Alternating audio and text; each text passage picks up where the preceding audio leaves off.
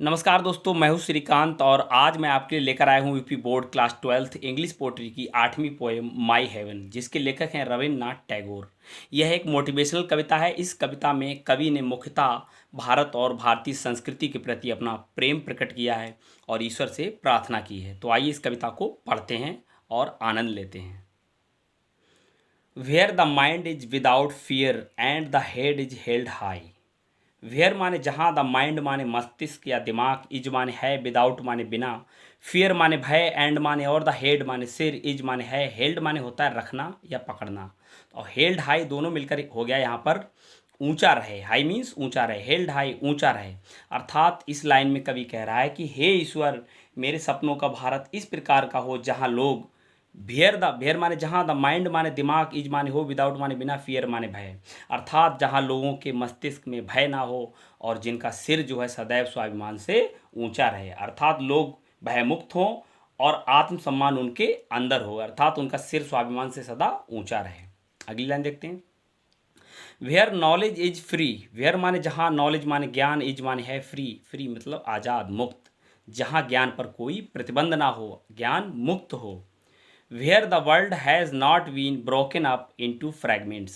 Where माने जहाँ, the world माने संसार, संसार मतलब भारतीय समाज यहाँ पर हम कहेंगे। Has not been broken up टूटा हुआ हो, इंटू माने में, फ्रैगमेंट्स माने टुकड़े, बाय माने द्वारा, नैरो माने संकुचित, डोमेस्टिक माने घरेलू, बॉल्स माने दीवारें। तो यहाँ पर नैरो डोमेस्टिक बॉल्स यह एक मुहावरा है जिसका मतलब है कि संकुचित विचारधारा में बटा हुआ। यानी यहाँ पर लिखा है कि संकुचित घरेलू दीवारें, अर्थात हमारा जो भारतीय समाज है वो संकुचित धर्म, जाति, समाज, भाषा इसमें बटा हुआ है। तो यहाँ पर इसी के अर्थ में इसको हम कहेंगे कि जहाँ जो है मानव समाज जो है टुकड़ों में बटा हुआ ना हो, अर्थात धर्म, जाति, संप्रदाय, भाषा के आधार पर बटा हुआ ना हो, टूटा हुआ ना हो।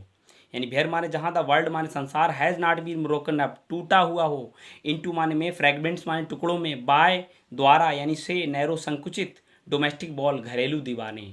यानी हमारे देश के अंदर जो घरेलू समस्याएं हैं धर्म, जाति, भाषा को लेकर, इनमें हमारा देश बटा हुआ ना हो। Where the words come out from the depth of truth. Where माने जहाँ, द वर्ड्स माने शब्द, कम आउट माने निकलते हों, बाहर आते हों, फ्रॉम माने से, डेप्थ माने गहराई, ऑफ ट्रुथ माने सत्य की। जहाँ शब्द जो है सत्य की गहराई से निकलते हों, अर्थात जहाँ लोग झूठ ना बोलते हों, लोगों में सच का वास हो, लोग सच बोलते हों। अर्थात इन 4 लाइनों में कवि कहना चाह रहा है कि हे ईश्वर, मेरे सपनों का भारत ऐसा हो जहाँ लोगों के मन में भय ना हो, अर्थात लोग भय मुक्त हों और अपना सिर जो है स्वाभिमान से सदा ऊंचा रखें। ज्ञान जो है, ज्ञान पर कोई प्रतिबंध ना हो और समाज जो है वो टुकड़ों में बटा हुआ ना हो, टूटा ना हुआ हो जाति भाषा को लेकर, तथा जहाँ लोगों के अंदर सच बसता हो, यानी जो शब्द हैं वो सच की गहराई से निकलते हों, अर्थात लोग झूठ ना बोलते हों, ऐसा मेरे सपनों का भारत हो। यहाँ पर कवि ईश्वर से ये प्रार्थना कर रहा है। अगला पैरा देखते हैं। Where tireless striving stretch its arms towards perfection. Where माने जहाँ, टायरलेस, टायरलेस मतलब बिना थके, अथक, अविरल, स्ट्राइविंग माने प्रयास, स्ट्रेच माने फैलाते हों, इट्स माने अपनी, आर्म्स माने बाहें, टूवर्ड्स माने और, परफेक्शन माने पूर्णतः। अर्थात जहाँ अथक प्रयास यानी अथक बिना थके जो प्रयास हैं वो पूर्णता की ओर अपनी बाहों को फैलाते हों। अर्थात यहाँ पर हम इसको ऐसे बोलेंगे कि जहाँ लोग पूर्णता के लिए अथक प्रयास करते हों। Where the clear stream of reason has not lost its way into the dreary desert sand of dead habit.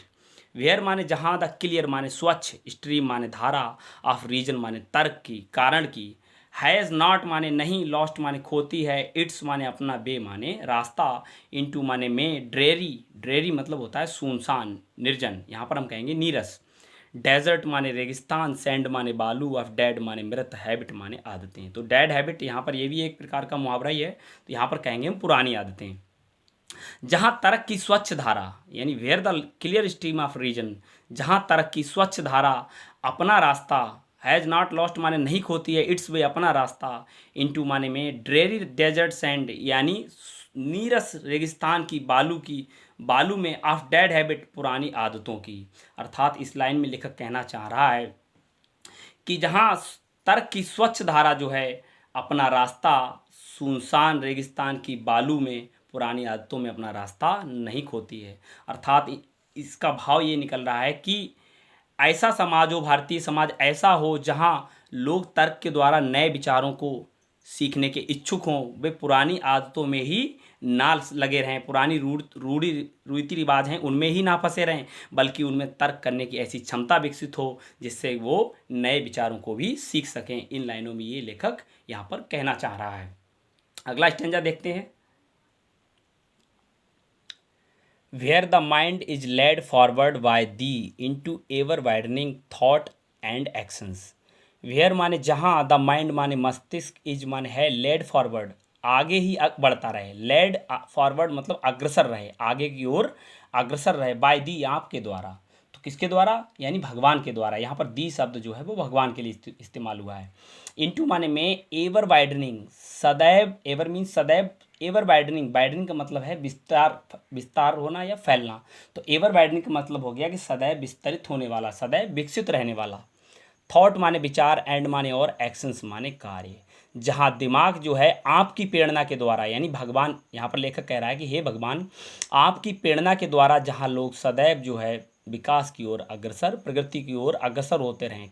किस प्रगति की ओर, विचारों और कार्यों की, विचारों, थॉट एंड एक्शन, विचारों और कार्यों की प्रगति की ओर सदा अग्रसर रहें आपकी प्रेरणा के द्वारा। Into that heaven of freedom my father let my country awake. Into माने में, दैट माने उस, हेवन माने स्वर्ग, ऑफ फ्रीडम माने आज़ादी का, स्वतंत्रता का, माय फादर मेरे पिता, यानी हे भगवान, लेट माने दो, माई माने मेरे, कंट्री माने देश को, अवेक माने जगा, यानी हे ईश्वर, हे मेरे पिता, मेरे देश को जगा दो। जगा दो मतलब इस गुलामी की जंजीर से मुक्त कर दो, मेरा देश जाग जाए, जिससे कि वो गुलामी की जंजीरों से मुक्त हो जाए और उसे वो आज़ादी का स्वर्ग प्राप्त हो जाए। इनटू माने में, दैट माने उस, हेवन माने स्वर्ग, ऑफ फ्रीडम माने आज़ादी का। हे मेरे पिता, मेरा देश जाग जाए, अर्थात मेरे देश को ऐसी प्रेरणा दो कि उसके अंदर की जो स्वाभिमान है वो जाग जाए और उस गुलामी की जंजीरों को तोड़ दे और उसे आज़ादी का स्वर्ग प्राप्त हो जाए। तो इस कविता में कवि ने अपने विचारों को व्यक्त किया है, भगवान से प्रार्थना की है और अपने विचारों को भगवान की प्रार्थना के द्वारा व्यक्त किया है। आई होप इस कविता को आप अच्छे से समझ गए होंगे। अगर आपको ये कविता अच्छी लगी हो तो लाइक करें, शेयर करें और हमें कमेंट करके ज़रूर बताएं कि यह कविता आपको कैसे लगी। तो मिलते हैं अगले वीडियो में नए टॉपिक, नए लेसन के साथ। तब तक के लिए keep watching my channel cat knowledge. जय हिंद, बाय बाय। तो मिलते हैं अगले वीडियो में, तब तक के लिए जय हिंद।